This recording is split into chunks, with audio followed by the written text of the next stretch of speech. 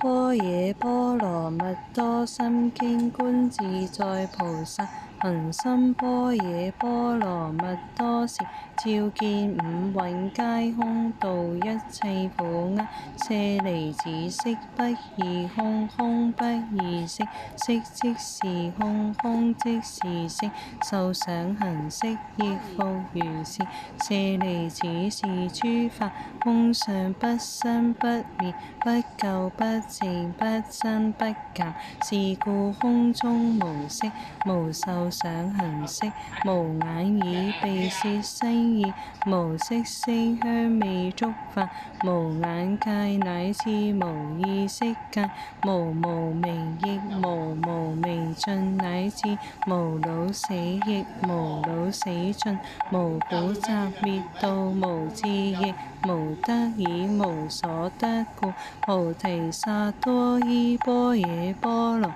蜜多故，心無掛礙，無掛礙故，無有恐怖，遠離顛倒夢想，究竟涅槃。三世諸佛依般若波羅蜜多故，得阿耨多羅三藐三菩提。故知般若波羅蜜多是大神咒，是大明咒，是無上咒，是無等等咒，能除一切苦，真實不虛。故說般若波羅蜜多咒，即說咒曰：揭提揭提波羅揭提波羅僧揭提菩提薩婆訶。